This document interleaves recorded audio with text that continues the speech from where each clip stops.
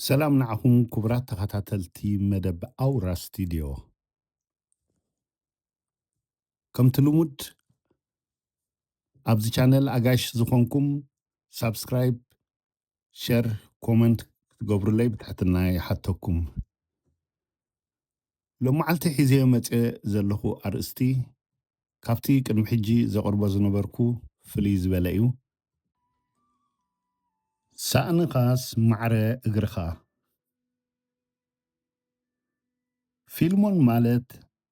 أب حنتي بدخنت زماسنت درابيت زعبية خوينو بسنكي حسم دخنت مجزئ طراز እኳ ሲኢኑ ትምህርቱ ኣብ ሻሙናይ ክፍሊ ዘቋረፀ ሰኣን ዝተመጣጠነ መግብን መኣዛን ምርካብ ኣካላቱ ዝማሰነ ጅማታውቲ ገጹ ዝተወጣጠረ ከም ዕድሚኡ ዘይመስል ኩሉ ግዜ ጸማልያ ይመስል ነበረ ብዘይካ እቲ ኣብ ከተማ ምዕባዩ ምስክር ዝኾኖ ኣዘራርባ ኣዝማሪኖ ካልእ ዝውንኖ ዘይብሉ ከንሱ ንዘረባን ጃህራን ግን ዝቕድሞ ኣይነበረን መብዛሕትኡ ርክቡ ዝነበረ ድማ ምስ ከምኡ ዝኣመሰሉ ዘይኮነስ ካብ ገዛውቱ ኣርሒቑ እናኸደ ምስቶም ዳህራናት ዝብሎም ይውዕል ነበረ ዳህራናት ማለት ብቋንቋ ደቂ ስመራ ሃብታማት ወይ ርኹባት ምዃኑ እዩ ብኸምዚ ድማ ፊልሞን ነቲ በጃኻ ነቲ ወይለኻ እናበለ በሊዖም ሰትዮም ሕሳቦም ካብ ዝኸፍሉ ዓማዊል ማልስ እናተቐበለ ንገዛውቱ ተመሊሱ ምስቶም ንዕኡ ዝመስሉ ኣዕርኽቱ ኣኪቡ ስዋ ይሰትዮ ነበረ እቲ ቀንዲ ስርሑ ዝነበረ ድማ ብፍቕሪ ንዝደላለዩ ወድን ጓልን ሒዝዎ ብዝኸይድ ብቃል ወይ ብደብዳቤ ካብ ናብ ከብፅሕ ይመላለስ ነበረ ብኸምዚ ድማ ኣብ ገዛውቱ ከም ቅጽል ስሙ ፊሊ ፖስታ ተባሂሉ ይፍለጥ ነበረ ሓደ መዓልቲ ግን ሓደ ካብቶም ለኣኽቱ ንሓንቲ ዘፍቅራ ጓል ናይ ደብዳቤ መልእኽቲ ከብፅሓሉ ሓደራ ምስ ሃቦ ፊልሞን ግን ዘምፅኦ ገዲፉ ዘይስርሑ ክገብር ሓደራ ለኣኺኡ በሊዑ ብድፍረት ከይሓፈረ ዓይኒ ሌባ ደረቕ ከም ዝበሃል እንቂ ሽኮሪና ሓንሳብ ግዜ እንተሊኪ ከዘራርበክ ደልየ ነይረ ኢሉ ዘረብኡ ምስ ጀመረ ወዮ ጓል ዓይና ተኺላ ናይ ቋሕሰም ምስ ጠመተቶ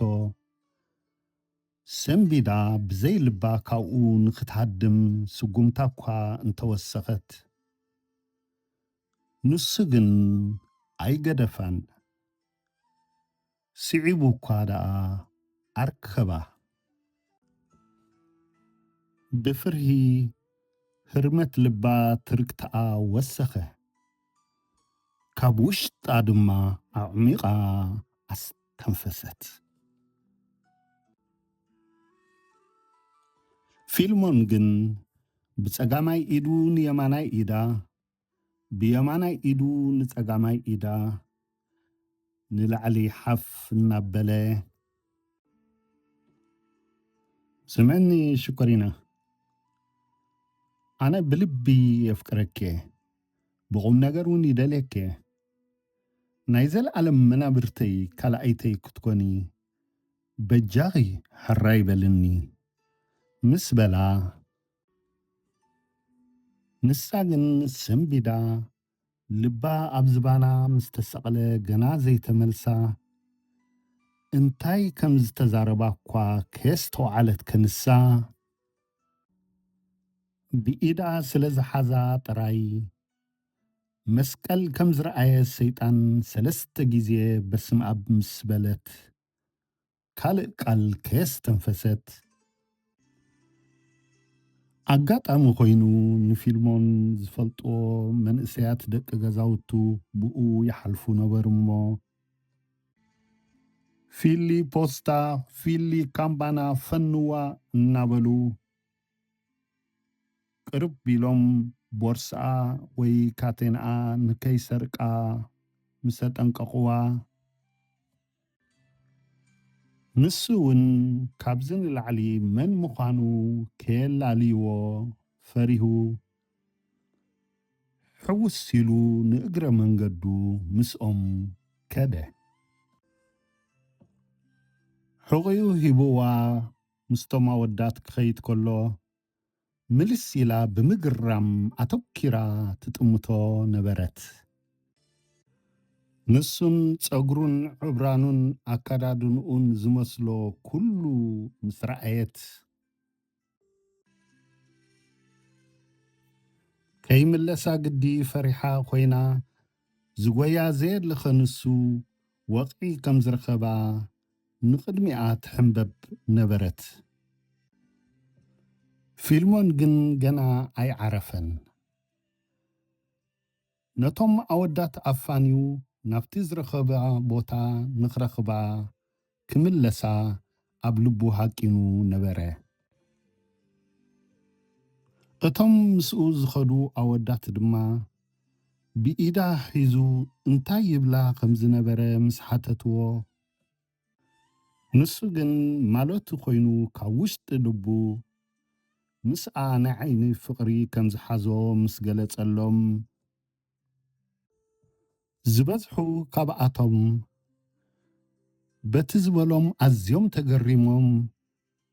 ዘየቋርፅ ሰሓቕ ይስሕቁ ነበሩ ፊሊ ፖስታ ፊሊ ካምባና ሓሊፍሉ ጓል ዳህራናት ኣፍቂሩ እናበሉ ይማስይዎ ነበሩ ዜሩ ዜሩ እቲ መልእኽቶም ዝነበረ ግን እንታይ ገደሰካ ዓቕንኻ ዘይተፍቅር ባዕልኻ ትሓምም ሳእንኻስ ማዕረ እግርኻ ይብልዎ ከም ዝነበሩ ንሱ እውን ኣይሰሓቶን እንተኾነ ግን ፊልሞን ፍቕሪ ዕውር እዩ ዝብል ኣባሃህላ ተመርኪሱ ኣብ ናቱ በፂሑ ግን ፍቕሪ ዓይኑ ከም ዘፍጥጥ ገና ልቢ ኣይበለን ከምቲ ዝመደቦ ድማ ኣብቲ መጀመርያ ዝረኸባ ቦታ ክመላለስ ጀመረ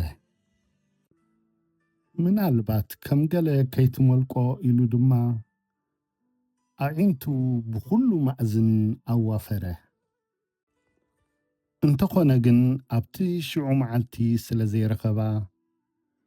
ሓዲሩ ንጽባሒቱ ገዝኣ ከይዱ ማዕጾኣ ኳሕኩሐ ኣጋጣሚ ኮይኑ እታ ኣፍቂረያ ዝብላ ጓል ኣብ ገዝኣ ስለ ዘይነበረት ኣዲኣ ግን ካብ ውሽጢ መን ክብል ኢለን ማዕጾ ከፈትኦ ፊልሞን ድማ ዘይተጸበዮ ርእይዎ ዘይፈልጥ ገጽ ኮይንዎ ንገለ ካልኢት ሕትም በለሞ ኣታ ከመይ ዝበልካ ደፋር ለማና ኢኻ ሎምስካ ካምፓኒላ ፀቂጥካ ክትለምን ክንደይ ከትደፍር ይርዳእኻ በቲ ዝመለሳሉ ተበሳጭው ኣብ ክንደይ ንሱ መሊሱ ገጹ ፀዊጉ ዋ እንታይ ማለት ግን እዩ ኣነ እኮ ለማና ኣይኮንኩን እንጀራ ዝብላዕ ኣይኮንኩን ክልምን መጽ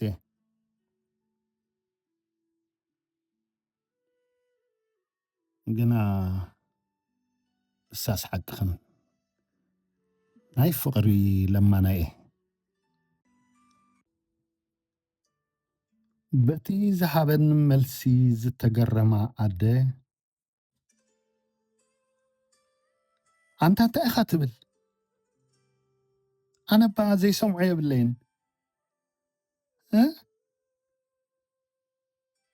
እንታይ ማለት ኢኸ ናይ ፍቕሪ ለማናይ? በተን ስኑኳ ክኸድና ዘይክእላ ረቀቕቲ ከንፈሩ እናረምጠጠ ወሪድኒ እዩ። እንታይ ሞ ክገብር? ፈቴ ኣይኮንኩን። ሕጂ እውን ዘረብኡ ገና ስለ ዘይበርሃለን ኣንታ እንታይ እዩ ዘይርዳእካ?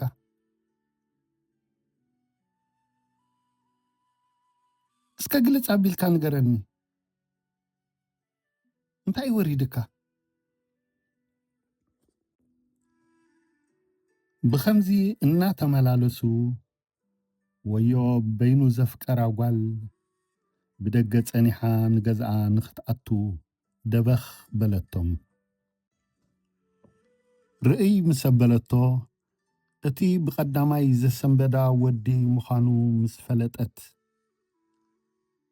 ኣዲኣ እውን ኣብ ጎና ስለ ዘላ ደፊራ ኣታ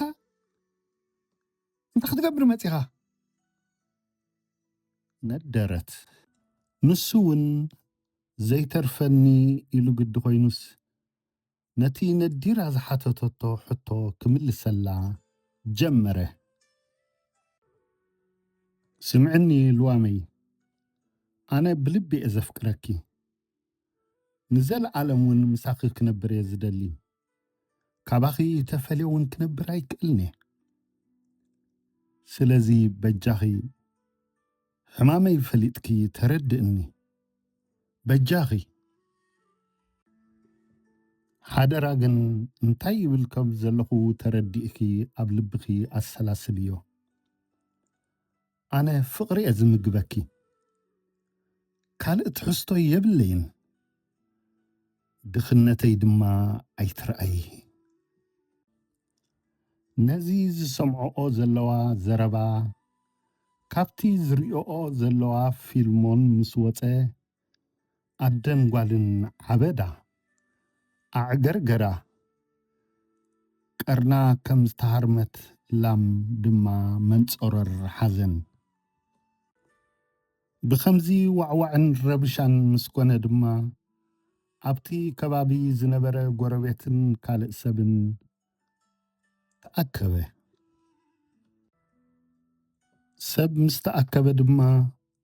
ፊልሞን ዝገብሮ ስኢኑ ዓቕሉ ምስ ጸበቦ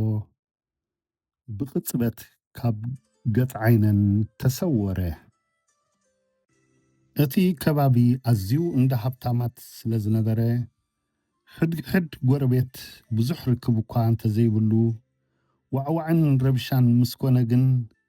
ልክዕ ሓዘን ከም ዝተረኽበ እንታይ ደኣ ተረኺቡ እናበለ ናብቲ ከባቢ ክውሕዝ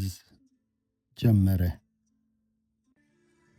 እዚ ፊልሞን ዝገበሮ ምስ ተወረየ ድማ ኣብ ዝፈልጥዎን ኣብ ዘይፈልጥዎን ኣብ ኩሎም ቀልቢ ሰብ ሰሓበ። ፊልሞን ኣብ ዘይዓቕሙ ክወጾ ናብ ዘይክእል መፈንጥራ ተጸሚዱ ክዋሳእ ዕጩኡ ወይ ምርጭኡ ገበሮ። ልዋመይዶ ርኢኹም እናበለ ድማ ፍቐዶ ጎደናታትን ፍቐዶ ባራትን ላተርያታትን ምዝዋር መዓልታዊ ስርሑ ገበሮ። ብዛዕባ እታ ኣፍቀርኩኺ ሞትኩልኪ ሓመምኩልኪ ዝብላ ጓል ሂዋን ግን ንዓኣስ ጉዳያ ኣይነበረን። ፊልሞን ልዕሊ ዓቕሙ ኣብ ዘለኻ ዘይትብሎ ጓል ሂዋን ጠሚቱ ክወጾ ናብ ዘይክእል ብበይናዊ ፍቕሪ ተጸሚዱ ኣብ መከራ ኣተወ።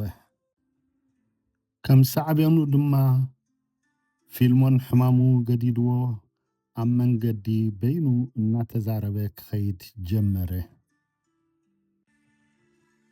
ሕሉፍ ሓሊፍዎ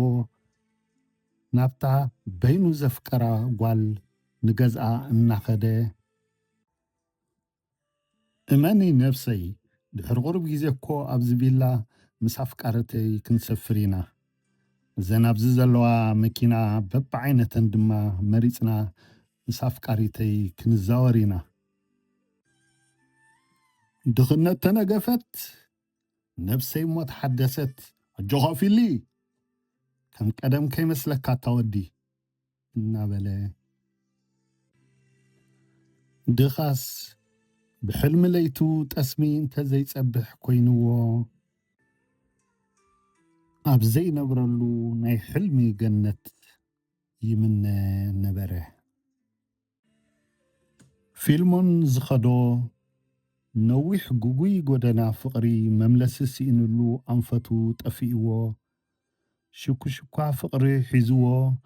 መንገዱ ዘይፈልጥ ዘደንግጽ መንእሰይ ኮነ እቲ ዝገደደ ድማ መልኣኽ ፍቕሪ ብሕልመይ